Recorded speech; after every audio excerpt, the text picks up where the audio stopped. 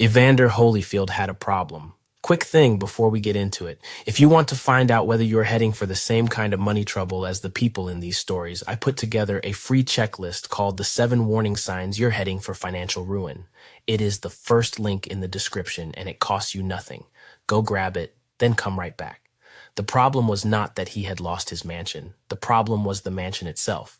54,000 square feet, 11 bedrooms, a bowling alley, a movie theater, a recording studio, a pool complex, and 235 acres of land in Fayette County, Georgia. It cost over $1 million a year just to keep the lights on. And the man who had earned $250 million in a boxing ring could not pay the electricity bill. Evander Holyfield grew up in Atmore, Alabama, and later Atlanta, Georgia. One of 9 children. His mother worked multiple jobs to keep the family together. There was never much money. There was never much time. He found boxing at a boys' club in Atlanta at the age of 8. He was small and quiet, and he trained with a ferocity that surprised people who underestimated him. He lost his first amateur fight. He went back and worked harder. Then he won. Then he kept winning. By 1984, he was on the United States Olympic boxing team competing at the Los Angeles Games. In the light heavyweight semifinal, he knocked his opponent down in the second round. The referee stopped the fight.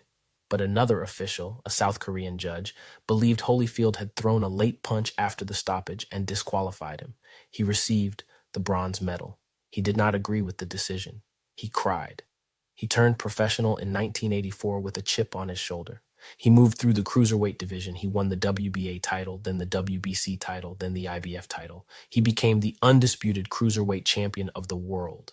Then he did something that people said couldn't be done. He moved up to heavyweight. He added muscle. He changed his body. He challenged a division that was completely dominated by one man, Mike Tyson. In 1990, Buster Douglas shocked the world and knocked out Mike Tyson. The heavyweight division was suddenly open. Holyfield moved in. He unified the heavyweight titles by defeating Douglas and became the undisputed heavyweight champion of the world. He had done exactly what they said he couldn't.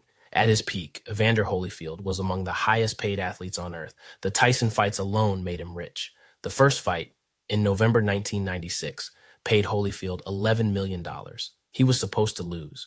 He had been knocked down by a journeyman fighter months earlier. He was 34 years old. Tyson was the favorite by a wide margin. Holyfield stopped Mike Tyson in the 11th round. The rematch in June 1997 paid him $35 million. This is the fight that became one of the most famous sporting moments in history. The moment Mike Tyson bit off a piece of Holyfield's ear, was warned, and then bit the other ear. Holyfield wanted to keep fighting. The referee stopped it. Holyfield won by disqualification. 2 fights, $46 million. He also fought Lennox Lewis twice for tens of millions more. He fought multiple challengers at significant pay-per-view purses across 2 decades. In total, Evander Holyfield earned an estimated $250 to $300 million over his boxing career. And with that money, he built something that had no equal in the state of Georgia. He purchased 235 acres in Fayette County, south of Atlanta. He built a 54,000 square foot mansion on the property, 11 bedrooms, 17 bathrooms, an indoor bowling alley, a movie theater, a full recording studio, a professional-grade boxing gym, multiple pools, security infrastructure, landscape grounds that required a full staff to maintain. He called it the Real Deal Estate, after his nickname, The Real Deal. At the time of construction, it was the largest private residence in the state of Georgia. The problem with a 54,000 square foot mansion is that it does not stop costing money when you stop earning it. The staff alone, groundskeepers, housekeepers, security, maintenance, ran to hundreds of thousands of dollars a year. Utilities on a structure that size were staggering. Insurance, property taxes, upkeep. The money going out was extraordinary. And so were the personal obligations. Evander Holyfield had 11 children with 6 different women. His child support obligations across multiple households were enormous. Court documents at various points showed he was paying over $500,000 a year in child support. He never retired when he should have. He kept fighting long past the point when his body could defend itself, not because he wanted to, but because he needed the income. In 2004, at age 42, he was still fighting. In 2008, at 45, he was still looking for opponents. At one point, the state of Georgia Athletic Commission required him to pass a neurological examination before he could fight again. He was chasing the next payday because the money was already gone. In 2008, his mortgage lender filed for foreclosure on the mansion. He owed over $14 million on the property. He attempted to refinance. He attempted to sell. The deals fell apart. The bank accelerated the process.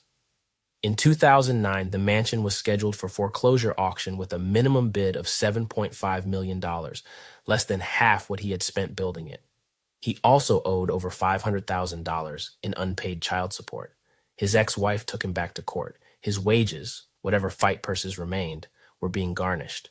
Then the Georgia Department of Revenue filed a tax lien for nearly $500,000 in unpaid state income tax.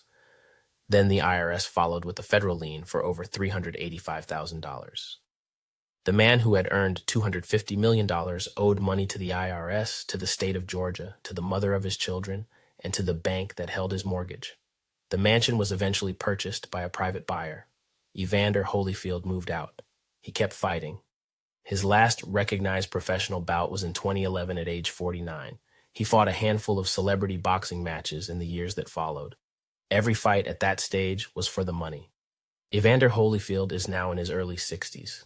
He has appeared on reality television, done celebrity boxing, and worked in promotional and commentary roles around the sport. He speaks openly about his finances now, about the mistakes, the spending, the people around him who did not